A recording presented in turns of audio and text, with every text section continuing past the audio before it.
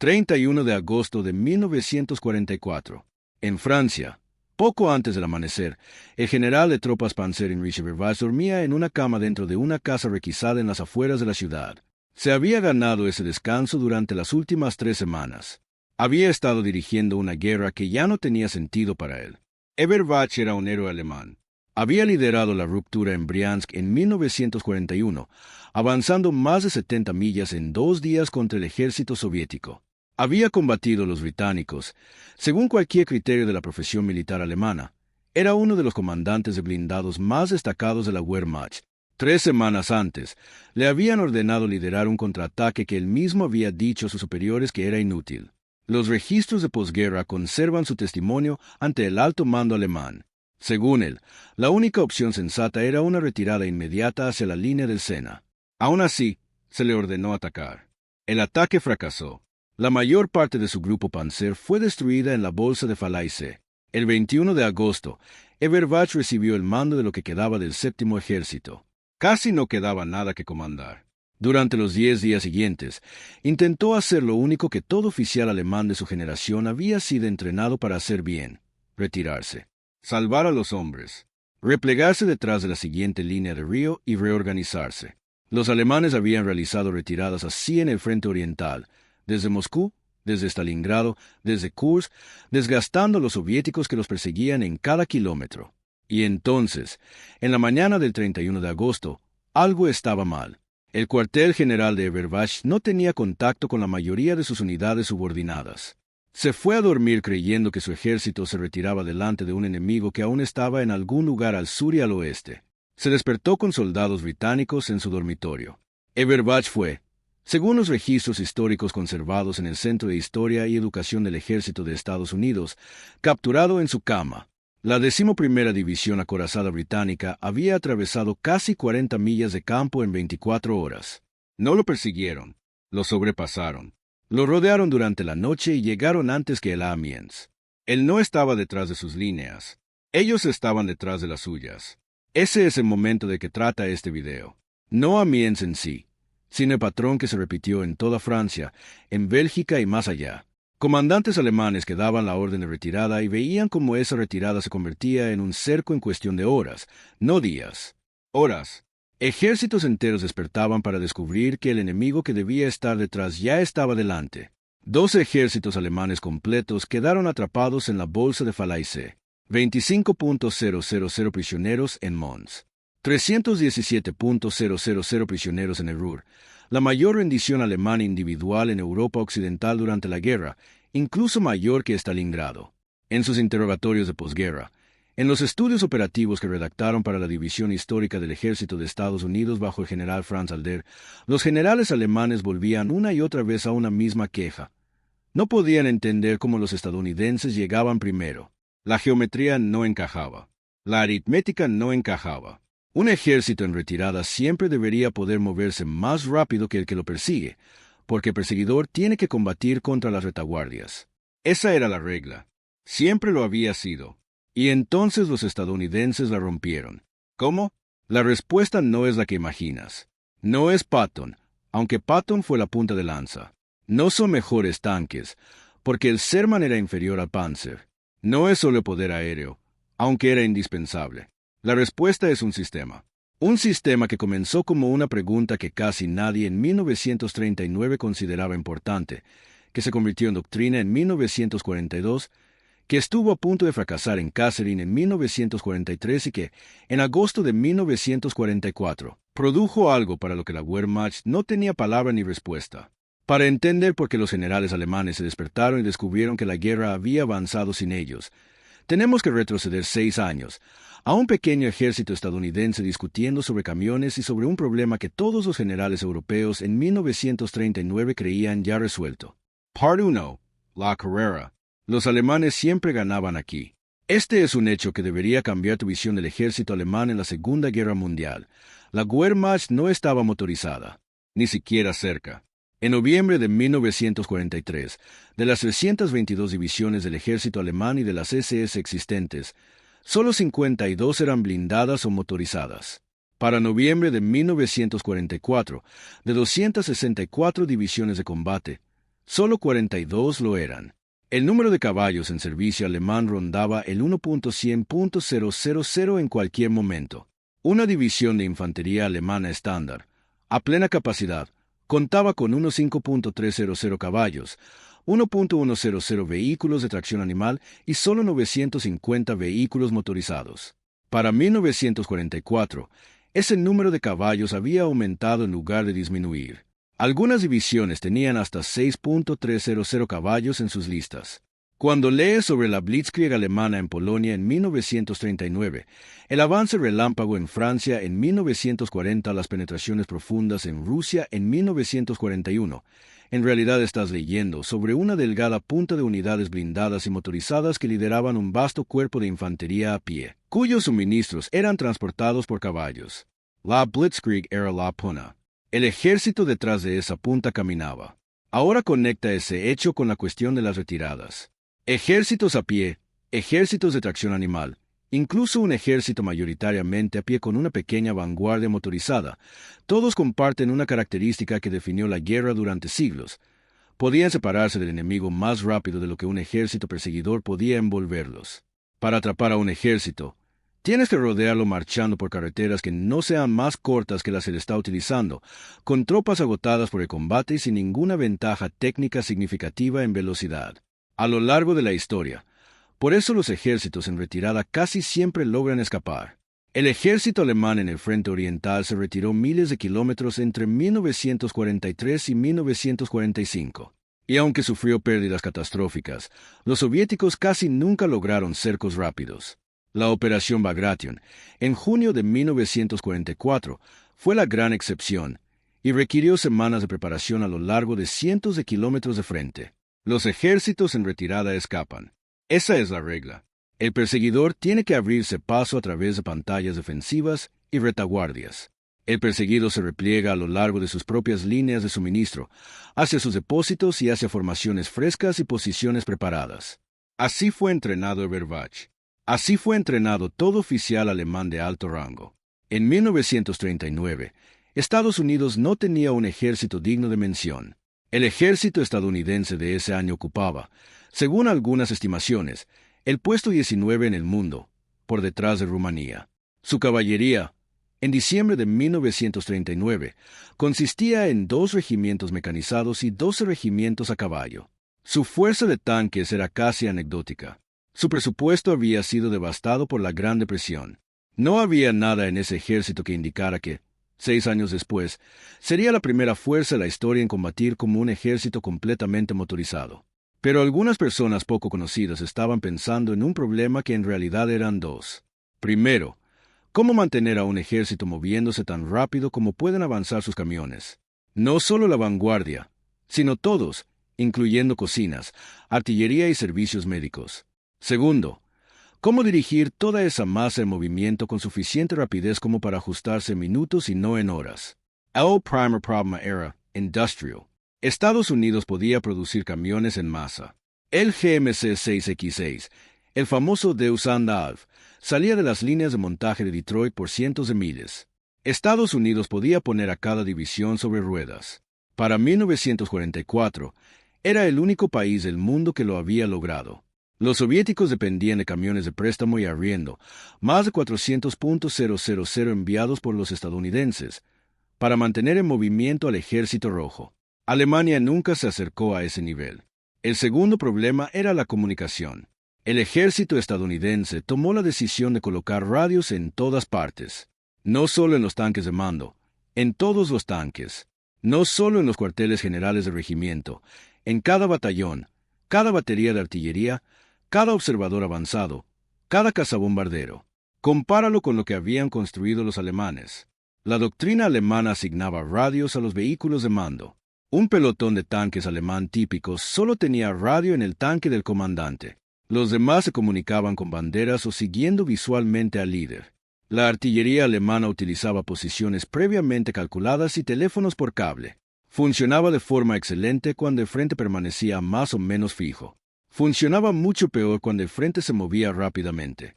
Así, cuando comenzó la guerra, los estadounidenses estaban construyendo silenciosamente una máquina diferente, Un ejército que podía moverse sobre ruedas y comunicarse por radio en todos los niveles, de arriba a abajo. Un ejército en el que un observador avanzado podía solicitar apoyo de artillería de cuerpo en 3 minutos.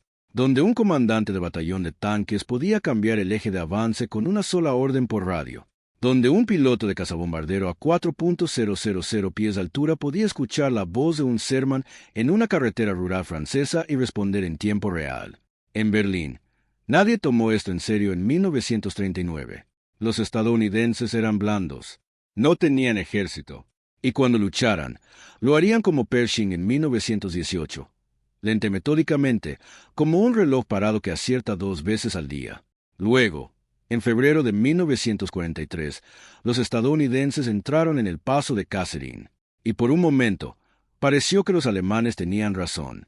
El mariscal de campo Erwin Rommel, el zorro del desierto, golpeó al segundo cuerpo estadounidense en Túnez. Las tropas estadounidenses, inexpertas, se dispersaron. Sus formaciones fueron desorganizadas y duramente castigadas. 6.000 estadounidenses fueron capturados. La prensa estadounidense cayó en el desánimo. Los británicos y los alemanes, por razones muy distintas, vieron confirmadas sus sospechas. Los estadounidenses aún no podían manejar una guerra europea real. Pero hay algo sobre Rommel que casi nadie cita. Después, tras observar a esos mismos estadounidenses, a los que había humillado, regresar y enfrentarlo de nuevo en Sicilia, en Italia y finalmente en Normandía, hizo un comentario que quedó registrado en sus documentos y que aparece en la biografía de Patton escrita por Carlo de Este. Dijo que, tras el revés inicial en Kasserine, los estadounidenses mejoraron rápidamente y que había que esperar hasta el ejército de Patton en Francia para ver, según sus propias palabras, el logro más asombroso en guerra móvil que había presenciado. Rommel no otorgaba ese tipo de elogio a la ligera. Estaba observando algo que él, maestro de la guerra móvil, nunca había visto antes. Algo que el ejército alemán no podía igualar. Pero para ver lo que él vio, tenemos que ir a una carretera polvorienta y calurosa a finales de julio de 1944, donde un general alemán llamado Fritz Bayerlein estaba a punto de descubrir lo que el nuevo sistema estadounidense podía hacer cuando se liberaba por completo. Bayerlein no sabía lo que estaba a punto de ocurrirle. La mañana del 25 de julio aún creía que estaba luchando contra el mismo enemigo que había enfrentado desde el 6 de junio. Estaba equivocado. Y lo que descubrió en las siguientes 48 horas nunca entraría en los manuales alemanes, porque los hombres que debían leerlos estaban muertos, capturados o huyendo. Parte 2. La cadena se rompe. 25 de julio de 1944. Sector de Saint-Lô, Normandía.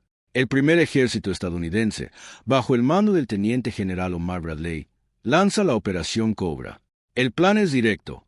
Bombardear intensamente una estrecha franja del frente alemán al oeste de Saint-Lô con todo lo disponible, 1.800 bombarderos pesados de la 8ª Fuerza Aérea, cientos de cazabombarderos, y luego lanzar las unidades blindadas a través de la brecha a máxima velocidad, sin detenerse. La unidad alemana que defendía ese sector era la división Panzerlehr, comandada por el general Fritz Bayerlein. Sobre el papel, Panzerlehr era una de las formaciones más fuertes del ejército alemán. El propio Bayerlein había sido jefe de Estado Mayor de Rommel en el norte de África. Había servido en Polonia, en Francia, en Rusia. Había sido herido cerca de Stalingrado. Tenía 45 años y, para julio de 1944, sus subordinados empezaban a notar que parecía agotado, demacrado, irritable.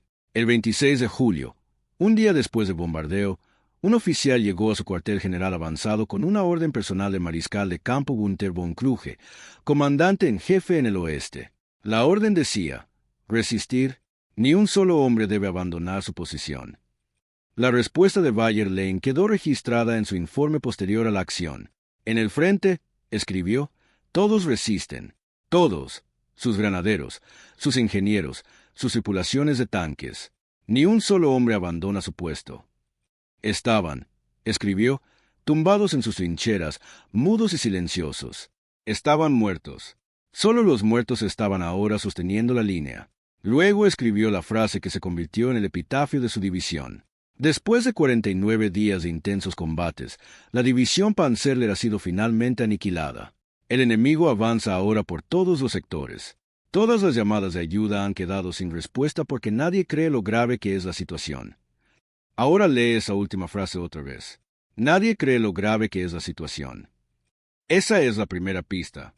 El alto mando alemán, incluso el 26 de julio, 2 días después de la ruptura del frente, todavía no comprendía lo que estaba ocurriendo a nivel operacional. Pensaban en la escala temporal de 1940. Creían que tenían horas o días para reaccionar. No los tenían. Tenían minutos. ¿Por qué? Porque los estadounidenses, detrás de la línea de bombardeo, no se comportaban como la doctrina alemana esperaba que se comportara una explotación acorazada. Hans Estover, de la 17ª División SS Panzergrenadier, una unidad atrapada en la ruptura, hizo una observación que más tarde fue citada por Martin Cherret. Dijo, los estadounidenses habían aprendido el arte de la Blitzkrieg. Ignoraban sus flancos y seguían avanzando. Los blindados estadounidenses no se detenían a esperar a la infantería. Seguían avanzando hacia el sur, hacia el sureste, hacia el suroeste. Seguían avanzando. El 28 de julio, la 4ª División acorazada de Mayor General John Sidley Good, Tiger Jack Good, el Rommel de las fuerzas blindadas estadounidenses, como lo llamó Liddell Hart, avanzó 10 millas en un solo día y tomó Coutances, un cruce clave en el flanco alemán. Para el 30 de julio, sus elementos de vanguardia estaban en las afueras de Avranches. Para el 1 de agosto, el puente en Pont-Aubert estaba en manos estadounidenses. A través de ese único cuello de botella, en 72 horas, 7 divisiones del recién activado Tercer Ejército de Estados Unidos hicieron pasar 200.000 hombres y 40.000 vehículos por una sola localidad. Y el hombre que dirigía ese flujo era George S. Patton. Patton había sido relegado durante meses tras el incidente de las bofetadas en Sicilia. Había sido utilizado como señuelo en Inglaterra, supuesto comandante del ficticio primer grupo de ejército de Estados Unidos, una formación fantasma diseñada para hacer creer a los alemanes que la invasión vendría por Calais. Pero el 1 de agosto fue activado y se desató todo. En su vehículo blindado M-20, impulsado por un motor Hércules capaz de alcanzar 57 millas por hora sin limitador, Patton perseguía a sus propias divisiones acorazadas por las carreteras rurales francesas. Para el 8 de agosto, sus fuerzas habían alcanzado Le Mans, a 110 millas al este de Avranches. No estaban avanzando, estaban corriendo. El 25 de agosto, una división de infantería cubrió 280 millas en un solo día. Lee ese número otra vez. Una división de infantería, transportada en camiones, recorrió 280 millas en 24 horas. La 4ª División acorazada, en su camino hacia Bastogne en diciembre, recorrería 150 millas en 19 horas. Para los alemanes, esto era incomprensible. El grupo Panzer de Wehrmacht fue atrapado en Mortain, todavía intentando ejecutar la orden de Hitler de atacar hacia Avranches, una orden que él mismo había calificado de inútil. Mientras Wehrmacht atacaba hacia el oeste, Patton avanzaba hacia el este, luego al noreste, luego al norte. Para el 8 de agosto, la geometría del campo de batalla se había invertido. Los alemanes estaban atacando hacia el mar. Los estadounidenses estaban detrás de su flanco sur. Los británicos y canadienses avanzaban desde el norte. Bradley miró el mapa y tomó una decisión que luego describiría en sus memorias. Propuso un envolvimiento corto, atrapando a 2 ejércitos alemanes en una bolsa entre Falaise y Argentan. El 12 de agosto, el 15º Cuerpo de Patton, bajo Guadeloupe, avanzó hacia Argentan. Patton quería seguir hacia el norte y cerrar la trampa. Bradley, preocupado por la línea de separación y por una posible colisión con las fuerzas de Montgomery que avanzaban desde el norte, dio la orden de detenerse, la famosa orden de alto. La brecha de Falaise permaneció abierta más tiempo de que debía. Los historiadores aún debaten de quién fue esa decisión. Pero el 19 de agosto, fuerzas canadienses y polacas desde el norte se encontraron con tropas estadounidenses en Chambois. Para el 21 de agosto, la bolsa estaba sellada. Dentro de ella, según distintas estimaciones, quedaron atrapados entre 80.000 y 100.000 soldados alemanes. Alrededor de 50.000 fueron capturados. Unos 10.000 murieron. Entre 20.000 y 50.000 lograron escapar antes de que se cerrara completamente la brecha, pero lo hicieron sin sus tanques, sin sus cañones, sin sus camiones. El propio Eisenhower recorrió después el campo de batalla.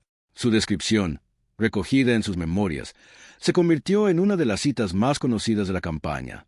Era literalmente posible caminar durante cientos de metros pisando únicamente carne muerta y en descomposición.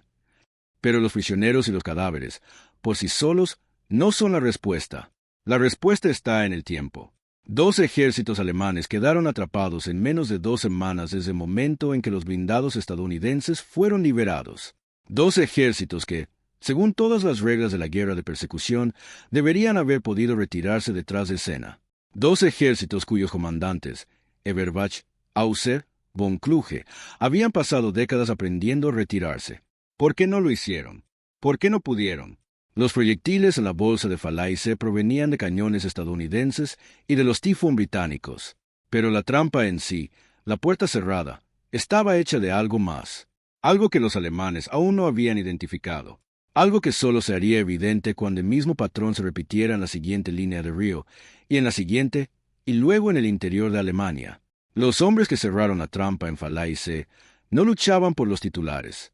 La mayoría de sus nombres son desconocidos para cualquiera que no haya leído las historias de los regimientos. Parte 3. La geometría que no tenía sentido. Finales de agosto de 1944. El frente alemán en el norte de Francia se ha derrumbado. 2 ejércitos destruidos en Falaise. París liberada el 25 de agosto. 3 cuarteles generales de cuerpo alemán en el norte de Francia se encuentran repentinamente sin contacto con ningún mando superior.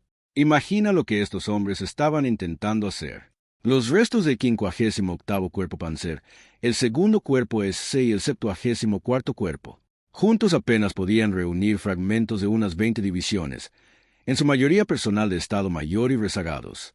Sabían que la situación era mala. No sabían cuán mala. Los comandantes de cuerpo se reunieron cerca de Saint-Quentin el 31 de agosto y, según la historia oficial del ejército estadounidense escrita por Martin Blumenson, hicieron lo único que podían hacer sin órdenes. Formaron un ejército provisional bajo el mando del general Erich Straube, del 74º Cuerpo. No tenían idea de lo que estaba ocurriendo fuera de su área inmediata. Straube hizo una cosa bien. Interceptó transmisiones de radio aliadas. A partir de esas transmisiones, junto con informes de sus exploradores, dedujo correctamente que estaba a punto de ser rodeado. Ordenó retirarse hacia una zona de canales y pantanos cerca de una ciudad belga llamada Mons, donde el terreno podría permitirle resistir el tiempo suficiente para romper el cerco hacia el noreste. Era la decisión de manual. Salvar a los hombres. Luchar una acción de retardo. Retroceder, reagruparse. Straube estimó que tenía que mover a su fuerza, 70.000 hombres, desorganizados, exhaustos, en su mayoría sin camiones, unos 70 kilómetros a través de un terreno difícil. Pensó que tenía tiempo. No lo tenía. El primer ejército estadounidense, bajo el mando de Courtney Hayes, ya avanzaba en paralelo a su flanco sur, moviéndose más rápido de lo que sus hombres podían marchar. La tercera división acorazada, el 31 de agosto, avanzó hasta un punto a 30 millas al noreste de Laon. Al día siguiente cubrió otras 40 millas. Para el 2 de septiembre ya había alcanzado la frontera belga al sur de Tournai, 60 millas en 2 días. La segunda división acorazada había avanzado 20 millas el 30 de agosto y una distancia similar al día siguiente. En la tarde del 2 de septiembre, la geometría del campo de batalla, desde la perspectiva de Straube, se volvió absurda. Ordenó a sus hombres seguir marchando hacia el noreste. Las interceptaciones de radio aliadas estaban llenas de nombres de unidades que deberían haber estado a cientos de millas al sur y al oeste. En cambio, esas unidades estaban en las carreteras frente a ellos. El 3 de septiembre, el cerco se cerró. La primera división de infantería y la tercera división acorazada, formaciones estadounidenses cuya experiencia previa había sido en los setos de Normandía y los bosques alrededor de Mortain, estaban apostadas a lo largo de las carreteras al noreste de Mons. No se habían estado moviendo hacia la bolsa de Straube de forma deliberada. Avanzaban hacia el este siguiendo sus propias rutas asignadas. La historia de Blumenson lo describe con sobriedad. El encuentro frontal en Mons fue, desde el punto de vista táctico, una sorpresa para ambos lados. Ni estadounidenses ni alemanes sabían de la aproximación del otro, y ambos tropezaron con un enfrentamiento inesperado que dio lugar a una breve batalla improvisada. Léelo otra vez. Los estadounidenses habían rodeado a 25.000 alemanes por accidente. Se habían movido tan rápido, a través de tanto terreno, que terminaron delante de todo un grupo de ejércitos en retirada sin haberlo planeado. El noveno Comando Aéreo Táctico, que operaba con el primer ejército bajo el mando del mayor general Elhuo P. Quesada, destruyó solo el 3 de septiembre, según sus propios registros, 851 vehículos motorizados y 652 vehículos de tracción animal en la Bolsa de Mons. Ese número de vehículos tirados por caballos merece una pausa. En septiembre de 1944, en una guerra que todos pensaban que era una guerra de máquinas, más de 600 vehículos alemanes de tracción animal fueron destruidos en un solo día, en una sola bolsa, por cazabombarderos estadounidenses. La primera división de infantería y la tercera división acorazada, esa misma tarde, capturaron entre 7.500 y 9.000 prisioneros. Cuando el combate terminó el 5 de septiembre, el total rondaba los 25.000 prisioneros, incluidos 4 generales. Y aquí está el detalle que más importó para la guerra. El 3 de septiembre, el mismo día en que se cerró la Bolsa de Mons, el mariscal de campo Walter Model, nuevo comandante alemán en el oeste, examinó sus mapas y concluyó que era imposible mantener posiciones en el norte de Francia o en Bélgica. Ordenó la retirada hacia la línea Sigfrido.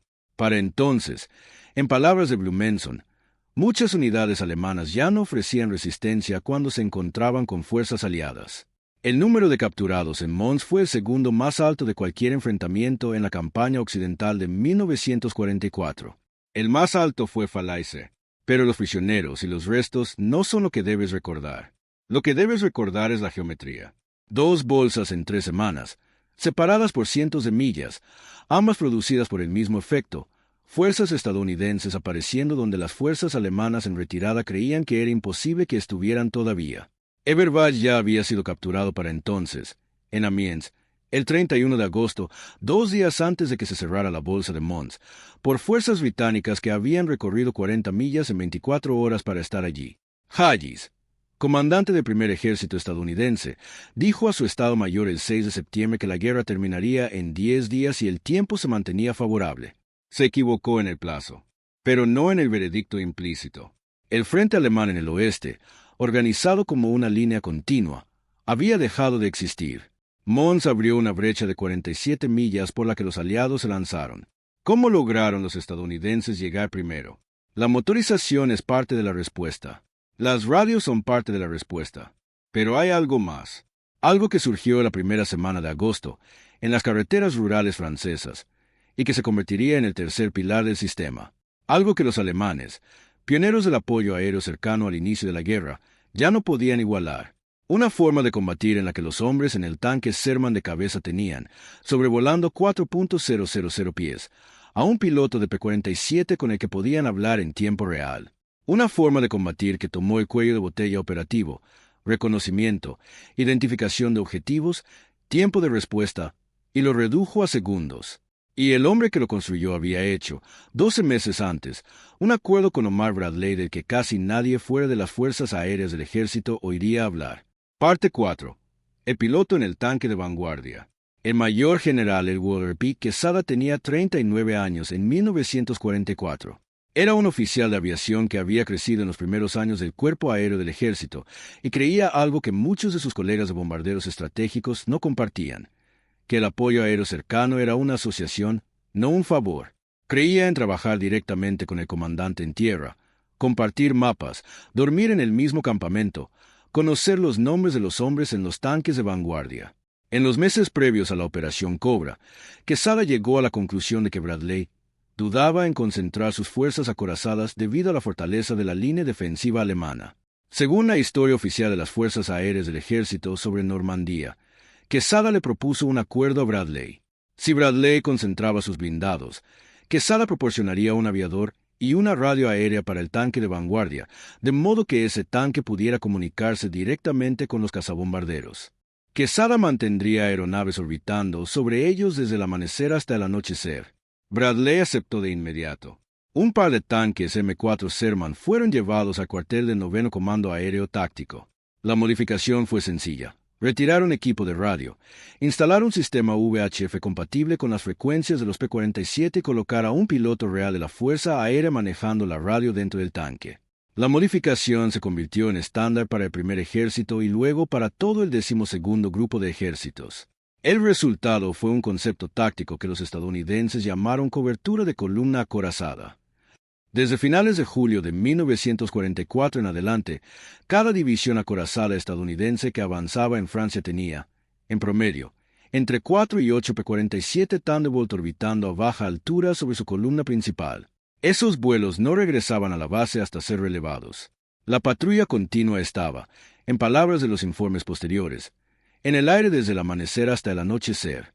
Los pilotos podían ver desde 4.000 pies lo que los hombres en el tanque de vanguardia no podían ver. Podían detectar el cañón antitanque alemán oculto tras el siguiente seto, el Panzer IV detenido en el próximo cruce a 2 millas de distancia, o los carros de suministro tirados por caballos intentando cruzar un puente varios kilómetros más adelante. Cada P-47 llevaba ametralladoras calibre .50 y bombas de 500 o 1.000 libras. Y tenían una voz en el oído, la del piloto que viajaba en el Sherman, capaz de pedir un ataque con la misma naturalidad con la que pedirías a alguien que te pase la sal. Si combinas esto con la motorización, y con radios en todos los niveles, obtienes algo completamente nuevo. Los estadounidenses habían creado un campo de batalla en el que un comandante de tanque, avanzando por un pueblo francés que nunca había visto, podía en cuestión de segundos concentrar fuego sobre un objetivo a 2 millas de distancia desde 3 fuentes distintas, su propio cañón, la artillería de su batallón o un P-47 en el aire, guiado por el piloto que viajaba justo detrás de él. Los alemanes no tenían nada equivalente. Sus radios no estaban distribuidas a nivel necesario. Su fuerza aérea, la Luftwaffe, para el verano de 1944, había sido devastada por los bombardeos aliados sobre la producción de combustible en Alemania. La cobertura aérea para las fuerzas terrestres alemanas era casi un recuerdo. El mariscal de campo Rommel ya había señalado en informes previos que los estadounidenses mostraban una enorme superioridad en artillería y un suministro de munición extraordinario. Para finales del verano, lo mismo era cierto en el aire. En el lado alemán, esto añadió algo que no había existido en ningún campo de batalla anterior: observación permanente e inevitable desde el cielo. Una columna alemana en retirada, incluso de noche, incluso por carreteras secundarias, incluso con mal tiempo, no estaba a salvo. Los P-47 volaban bajo, atacaban en picado, podían destrozar un convoy de tracción animal en 2 pasadas. Y cada ataque era dirigido por una voz que viajaba justo detrás del tanque estadounidense de vanguardia. Una voz que conocía los mapas, que entendía qué rutas eran seguras y cuáles no. Ahora empieza a verse la respuesta. Los alemanes nunca lograron entenderlo del todo. No estaban siendo superados solo por soldados en camiones, ni solo por pilotos en aviones. Estaban siendo superados en coordinación. Sus rutas de retirada eran observadas en tiempo real. Sus posiciones defensivas eran detectadas antes de poder establecerse.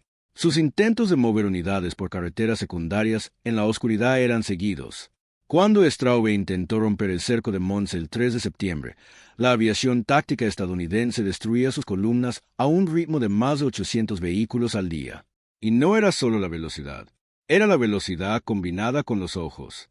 Sin esos ojos, ni siquiera la motorización habría producido estos cercos. Los soviéticos, en 1944, también disponían de grandes fuerzas motorizadas, pero no lograron el mismo efecto porque no tenían la integración aire-tierra. Los estadounidenses sí la tenían, gracias a un acuerdo poco conocido entre un general del aire casi olvidado y un general de tierra que más tarde comandaría el 12º Grupo de Ejércitos. Después de la guerra, en interrogatorios realizados por el Centro de Historia del Ejército de Estados Unidos bajo la supervisión del general Franz Halder, los generales alemanes intentaron explicar lo que les había ocurrido. Algunos de esos interrogatorios se conservan.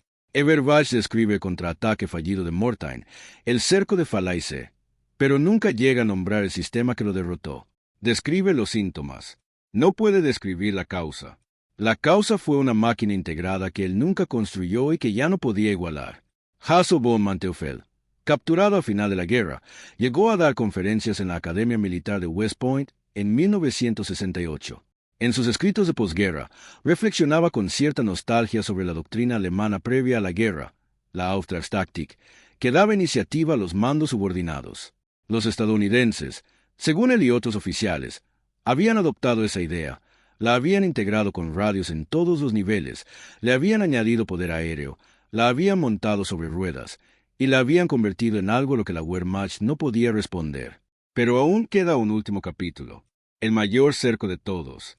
Una bolsa que superó a Stalingrado en número de prisioneros. Una campaña que mostró, de la forma más clara posible, lo que el sistema de Quesada, Bradley y Patton podía hacer cuando se aplicaba a la escala de un grupo de ejércitos entero. Ocurrió en abril de 1945, en una región de fábricas, ríos y acerías bombardeadas. Y el hombre al mando del lado alemán ya no tenía opciones en el momento en que los estadounidenses iniciaron su doble envolvimiento. Si tu padre, tu abuelo o tu tío sirvieron en las fuerzas estadounidenses, blindadas, aéreas o de infantería, que cruzaron Francia o lucharon en el Ruhr, sería un honor leer su historia. ¿En qué unidad sirvieron? ¿Alguna vez hablaron de aquellos días en los que recibían la orden de seguir avanzando sin detenerse hasta que alguien les dijera lo contrario? Los relatos que nunca llegaron a los libros oficiales suelen ser los más importantes. Compártelos. Parte 5. La bolsa. Ningún ejército podía escapar. 1 de abril de 1945. Domingo de Pascua. Lippstadt, Alemania. Poco después de mediodía, las unidades avanzadas del 9º Ejército estadounidense que avanzaban hacia el sur se encuentran con las del 1er Ejército que avanzaban hacia el norte. El encuentro es sencillo. Oficiales revisando mapas, tripulaciones de tanques comprobando las estrellas blancas de identificación. Detrás de ellos, hacia el oeste, en una zona de territorio alemán con forma ovalada de aproximadamente 50 por 120 kilómetros, se encuentra todo el grupo de ejércitos B del mariscal de campo Walter Model. 2 ejércitos, el 5º Panzer y el 15º, 7 cuerpos, 19 divisiones, unidades de apoyo y estados mayores, entre 320.000 y 400.000 hombres. En una sola tarde, los estadounidenses completaron el mayor cerco de la guerra en Europa. Vale la pena detenerse en Model. Había asumido el mando tras Falaise. Había heredado un frente en colapso. Era conocido como el bombero de Hitler, el general capaz de improvisar defensas en situaciones desesperadas. Era bueno en su trabajo, en un sentido profundamente respetado por la cultura militar alemana. Pero el 1 de abril de 1945, sentado en el centro de una bolsa que estaba a punto de ser destruida, hizo los cálculos. Tenía unidades sin combustible. La 116ª División Panzer no tenía ni un solo tanque operativo ni munición de artillería. Frente a él había 19 divisiones estadounidenses, apoyadas por los mandos aéreos tácticos que ya sabían perfectamente cómo destruir cualquier formación alemana que intentara moverse por carretera. ¿Cómo había llegado Model a esa situación? La ruptura desde la cabeza de Puente de Remagen, entre el 25 y el 28 de marzo, había sido la doctrina estadounidense aplicada a gran escala. El tercer cuerpo avanzó 12 millas el primer día y 20 el segundo. Para el cuarto día, las fuerzas estadounidenses ya estaban a 80 millas de su punto de partida. Luego giraron hacia el norte, cortando la retaguardia del grupo de ejércitos B, mientras el 9º Ejército avanzaba hacia el sur desde otra cabeza de puente. 2 pinzas recorrieron casi 300 millas en una semana y se cerraron detrás de las fuerzas de Model. Dentro del cerco, incluso en las últimas semanas de la guerra, los soldados alemanes miraban a los estadounidenses y se hacían la única pregunta posible. ¿Qué sentido tiene esto? Tengo esposa e hijos. El 14 de abril, cuando el 1er y el 9º Ejército volvieron a unirse dentro de la bolsa, cerca de Aachen, dividiéndola en 2, comenzaron las rendiciones masivas. El 15º Ejército, bajo el mando de Gustav Adolf von Zangen, capituló ese mismo día tras perder contacto con todas sus unidades. El 15 de abril, Model disolvió el grupo de ejércitos B en lugar de rendirlo formalmente. Ordenó a sus Volkssturm y al personal no combatiente que abandonaran sus uniformes y regresaran a casa. El 16 de abril, la mitad oriental se rindió en masa. El 18 de abril, la mitad occidental hizo lo mismo. El 21 de abril, en un bosque al sur de Duisburgo, Model se suicidó antes de ser capturado. Había dicho a sus subordinados que un mariscal de campo alemán no se rinde. Hitler se suicidó 9 días después. El número de prisioneros alemanes capturados en la bolsa del Ruhr superó las pérdidas alemanas en Stalingrado, duplicando incluso las estimaciones de la inteligencia estadounidense. Los alemanes llamaban a los campos de prisioneros improvisados a lo largo del Rin los prados del Rin, porque se extendían hasta donde alcanzaba la vista. Ahora da un paso atrás y observa el patrón completo. Falaise, agosto de 1944, 2 ejércitos destruidos. Mons, septiembre de 1944, 3 cuerpos destruidos casi por accidente. Everbach capturado en su cama en Amiens porque los blindados británicos superaron la velocidad de su propio cuartel general. El Ruhr, abril de 1945, un grupo de ejércitos entero rodeado en 7 días y desintegrado en 2 semanas. En cada caso, los alemanes dieron la orden de retirada y despertaron para descubrir que esa orden ya no tenía sentido. El enemigo ya estaba delante de ellos. No era magia, era un sistema. Observa lo que requería. Camiones para todos, no solo para la vanguardia. Un nivel de motorización que ningún otro ejército en el mundo podía igualar. Radios en todos los niveles, hasta el tanque de cabeza y los observadores avanzados.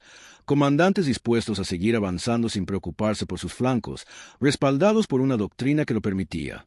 Controladores aéreos avanzados dentro de los tanques. Pilotos reales de la Fuerza Aérea hablando el mismo lenguaje que los hombres en tierra. Generales como Patton y Good, dispuestos a adelantarse incluso a su propia infantería. Y generales como Quesada y Weyland, que entendían el poder aéreo como algo integrado en la operación terrestre, no como un recurso prestado de mala gana. Y también requería que los alemanes fueran exactamente quienes eran. Un ejército magnífico a nivel táctico, con excelentes soldados y armas, pero con una cultura organizativa incapaz de igualar la velocidad de decisión y la profundidad de comunicaciones que los estadounidenses habían construido silenciosamente. La doctrina alemana en 1944 era una doctrina para una guerra que ya habían terminado de combatir. La doctrina estadounidense era una doctrina para una guerra que aún no había existido. Cuando Hasso von Manteuffel fue preguntado después de la guerra que había derrotado a Alemania en el oeste, no fue sentimental. Admitió en sus estudios para la división histórica del ejército de Estados Unidos que los estadounidenses habían tomado el concepto alemán de órdenes por misión, lo habían integrado en comunicaciones por radio a todos los niveles, lo habían montado sobre camiones, lo habían combinado con apoyo aéreo continuo, y lo habían convertido en algo a lo que la Wehrmacht no tenía respuesta. Everbach, en su dormitorio en Amiens el 31 de agosto de 1944, no fue el primer general alemán en despertar ante esta nueva realidad. Solo fue uno de los más importantes. Sus hombres ya lo habían experimentado desde finales de julio. Los atrapados en Mons lo comprendieron el 3 de septiembre. Los del Ruhr lo entendieron en abril de 1945. Cada vez, la misma historia. La retirada se había convertido en una trampa. Los estadounidenses ya estaban delante de ellos. No podían entender cómo el enemigo había llegado a un lugar donde aún no debía estar. No podían entenderlo porque seguían pensando como en 1940. Los estadounidenses operaban con otro ritmo. Un ritmo basado en frecuencias de radio, patrullas continuas de cazabombarderos, columnas de camiones avanzando de noche, observadores avanzados con mapas detallados y comunicación directa con la artillería. El mejor ejército de campaña de la primera mitad del siglo XX había sido superado por un ejército que, apenas 10 años antes, prácticamente no existía. Hay un momento en la biografía de Patton escrita por Carlo d'Este en el que Rommel, antes de su suicidio forzado en octubre de 1944, observa el desempeño estadounidense en Francia y repite lo que ya hemos mencionado, que hubo que esperar al ejército de Patton para ver el logro más asombroso de la guerra móvil. Rommel, el zorro del desierto, el hombre cuyo Blitzkrieg en Francia en 1940 había sido modelo de la guerra acorazada alemana. Si incluso le utilizó la palabra asombroso, ese fue el veredicto. Y esa es, finalmente, la respuesta que los prisioneros alemanes no pudieron articular en 1944 y 1945. No podían explicar cómo los estadounidenses llegaban primero porque eso implicaba admitir algo. Los estadounidenses habían construido, en 20 años, una forma de hacer la guerra que la Wehrmacht no había desarrollado. No un mejor tanque, no un mejor cañón, un mejor sistema, un sistema nervioso, una forma de ver, decidir, comunicarse y moverse que operaba al doble de velocidad. Heinrich Everbach, que sobrevivió a la guerra y permaneció prisionero británico hasta 1948, pasó sus últimos años colaborando con la División Histórica del Ejército de Estados Unidos bajo la supervisión de Franz Halder. Escribió estudios operacionales. Ayudó a reconstruir lo ocurrido, pero nunca llegó a nombrar el sistema que lo derrotó. Describió los síntomas. Describió el fracaso en Mortain, el cerco en Falaise, su captura en Amiens, pero nunca dijo claramente, éramos demasiado lentos, no podíamos ver lo que ellos veían, no podíamos comunicarnos lo suficientemente rápido.